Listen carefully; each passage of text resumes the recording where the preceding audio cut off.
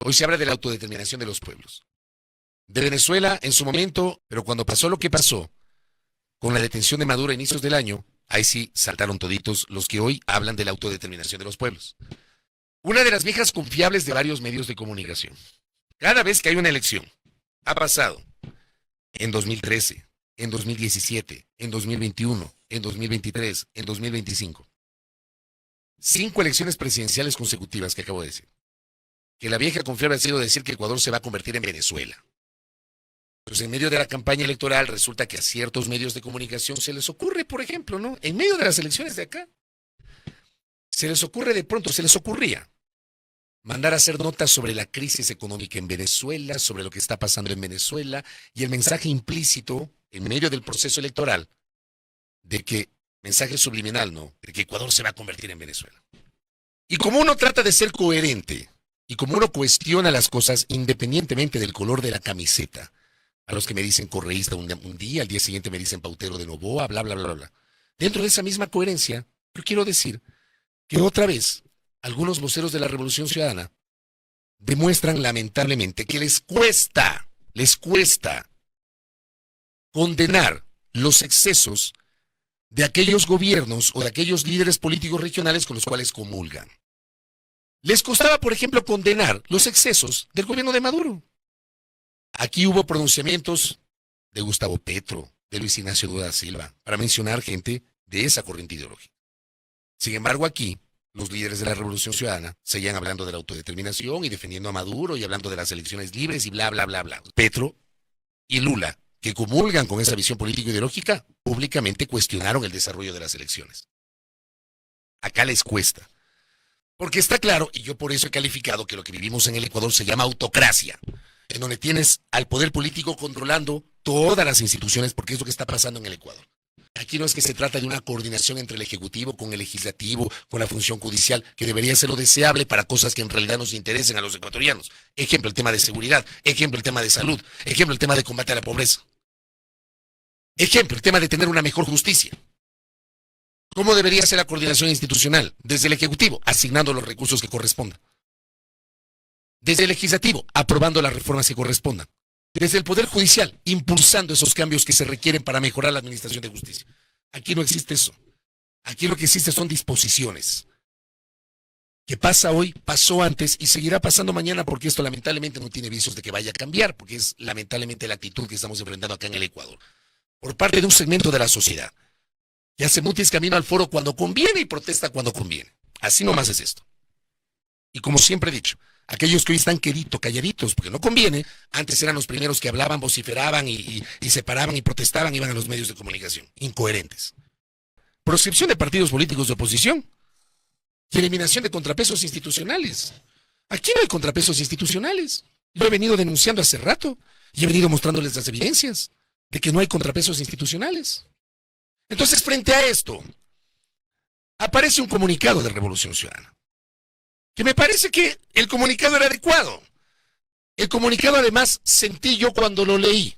No me lo creí, pero sentí cuando lo leí que era lo que correspondía. Dice, democracia sí, dictadura no. La Revolución Ciudadana expresa su rechazo a las pretensiones del gobierno de Nicaragua, manifestadas por su copresidente Daniel Ortega, de impulsar legislación que impida la participación electoral de partidos y sectores de oposición. Las elecciones libres y transparentes son la esencia de la democracia. Ningún gobierno puede decidir quién tiene derecho a participar y utilizar las instituciones para proscribir movimientos opositores. Anderson Boscan, en su espacio digital, entrevista a la presidenta nacional de Revolución Ciudadana, Gabriela Rivadeneira, que ha cuestionado la proscripción de Revolución Ciudadana. Yo también he cuestionado la proscripción de Revolución Ciudadana. Pero Anderson le hace la pregunta respecto de Nicaragua. ¿Por qué es inevitable mencionarlo? Porque además yo acabo de demostrar que hubo un comunicado en donde hablan de dictadura. Y a Gabriela le cuesta hablar de dictadura. Pero le cuesta. O sea, emiten un comunicado donde hablan de dictadura, pero cuando le preguntan a la presidenta nacional de Revolución Ciudadana, elude hablar de dictadura. Nicaragua es una dictadura. Yo creo que el pueblo nicaragüense tiene que dictaminar eso. Nosotros estamos viviendo una. Por lo tanto, pues denunciamos las dictaduras. ¿Perdón? Pero no puede, porque le acaban de decir no volverá a haber elecciones. Yo entiendo tu postura y la respeto. Pero mi audiencia te está viendo y dice, a ver, tú hablas de una dictadura en Ecuador, donde puedes venir a un medio de comunicación y decir el presidente es un dictador. algo que ningún opositor nicaragüense puede hacer. Cuando escuchas las declaraciones de Ortega, diciendo claramente, aquí no volverá a haber elecciones, tú sigues sosteniendo que Ortega no es un dictador, porque la coherencia en política es importante y creo que es, al final, el fondo de la pregunta es esa. Tú puedes denunciar una dictadura en Ecuador, puedes denunciarla en Nicaragua. Podemos denunciar en todos los lados donde se afecten las cartas democráticas. Y eso es absolutamente claro. Y hemos sido coherentes permanentemente en nuestra postura política e ideológica. Es más, me conocen y saben perfectamente cuál es la línea política e ideológica a la que me adscribo. En esto no hace falta ni siquiera mencionarla o ratificarla, pero sí me ratifico en que toda ruptura del Estado de Derecho, de la democracia y de las cartas democráticas, por supuesto que tienen que ser denunciadas en todos los lugares donde se cometan. Y por eso es que denunciamos genocidios, guerras, dictaduras, afectaciones democráticas, vulneraciones de derechos humanos. En ese sentido, hemos sido absolutamente claros también, y por eso es que nos adscribimos a la solidaridad de los pueblos, a reclamar la libertad de todos los presos políticos de América Latina, empezando por Jorge Glass Espinel. Al final del día pueden no compartir algunos de esta visión, otros pueden hacerlo, es parte de la libertad. Pero no admitiría que a mí en lo personal me llamen incoherente. Ah, que he cambiado de posturas. Claro que he cambiado de posturas, pero yo ante ustedes argumento por qué he cambiado de posturas y se los he dicho en varias ocasiones. El tema es que en esta parte, ¿cómo le cuesta a la presidenta nacional de RC hablar de dictadura? Entonces ella sigue insistiendo en la autodeterminación de los pueblos.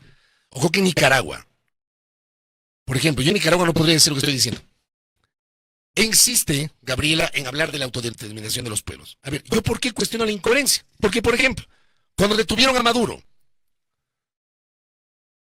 a inicios de este año, empezando por el líder de la Revolución Ciudadana, el expresidente Correa, rechazó la captura de Maduro, sale en su defensa, afirmó que es un hombre inocente.